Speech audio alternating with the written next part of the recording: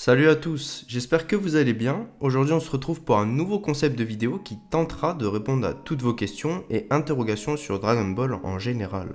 Il y a quelques temps je vous avais contacté via l'onglet communauté pour vous demander justement quelles étaient vos questions et interrogations sur l'univers Dragon Ball. Un grand merci à tous ceux qui ont participé et joué le jeu car c'est grâce à vous qu'aujourd'hui on peut faire cette vidéo. Bien sûr ça va être très souvent mon avis et peut-être des sources officielles pour répondre à ces questions. Donc pour certains, n'hésitez pas en commentaire à compléter ce que je dirai dans la vidéo ou à donner votre avis justement. Sur ce, ne perdons pas plus de temps, c'est parti pour vos interrogations sur Dragon Ball.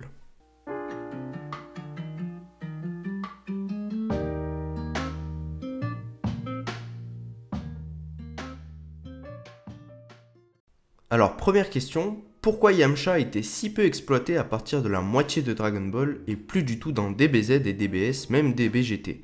Pour moi, il avait du potentiel. Alors c'est vrai que c'est une très bonne question, on peut se demander vraiment pourquoi Yamcha était si peu exploité dans la suite de l'œuvre. Je pense que l'auteur a pensé que Yamcha avait probablement ses limites en tant qu'être humain, un peu comme un Krillin ou un Tenshinhan. Donc ça devenait un peu compliqué de l'inclure dans la suite de l'histoire avec des ennemis toujours plus puissants et extraterrestres. Pour moi, il avait à mon avis en termes de puissance pas un très grand potentiel, ce qui fait qu'il n'a pas forcément suivi les guerriers de la Z-Team à la manière un peu d'un Krillin sur Namek. Je pense que l'auteur a voulu laisser plus de place pour des nouveaux personnages comme Vegeta par exemple. Et que aussi Yamcha, l'auteur a dû penser qu'il avait vraiment ses limites en termes de puissance. Donc ils l'ont laissé un peu plus de côté et en ont fait une espèce de ressort comique. Ce qui est assez dommage car Yamcha à la base c'est quand même un très bon personnage. J'avoue que rien d'officiel pour répondre à cette question là, mais je donne au moins purement mon avis. Pour la seconde question, comment Vegeta a obtenu le Ki divin sans passer par le rituel du Super Saiyan God? Alors il me semble que c'est une question qui trouve sa réponse dans le manga DBS. Apparemment, Vegeta se serait juste entraîné énormément avec Whis, Beerus et Goku et aurait obtenu du Ki divin par magie. Alors oui, c'est vraiment n'importe quoi, c'est clair, c'est un choix que je critique beaucoup moi aussi, d'avoir fait ça avec le personnage de Vegeta. J'en parle notamment dans ma vidéo sur mon avis sur DBS. C'est un gros problème dans DBS cette histoire de SSJ God de Vegeta je trouve, mais je pense qu'il faut s'en tenir aux explications officielles qu'on a. Le plus simple ça aurait été de dire que Vegeta a fait le rituel tout comme Goku, et que ce soit fait pendant une ellipse ou quoi, mais bon. Apparemment, il s'est juste entraîné énormément. Alors, prochaine interrogation, comment aurait dû finir Dragon Ball? Selon plusieurs sources, apparemment, Dragon Ball aurait pu finir déjà à la saga Saiyan, donc après la découverte des origines de Goku. Mais du coup, ils ont voulu continuer et exploiter un peu la saga Saiyan avec la saga Namek, qui apparemment était censée réellement être la dernière fois pour Dragon Ball. Goku apparemment aurait dû mourir dans l'explosion de la planète Namek après avoir été finalement le Super Saiyan de la légende.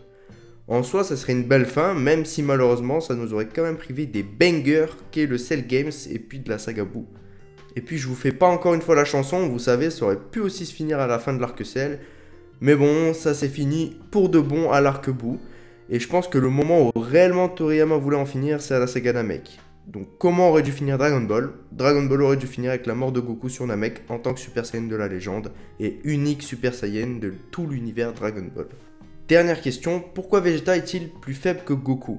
Alors si Vegeta est plus faible que Goku, c'est avant tout des raisons scénaristiques. C'est parce que Goku c'est le héros et Vegeta c'est son sidekick comme on dit. Donc en gros le personnage secondaire, celui qui l'accompagne son coéquipier ou son rival.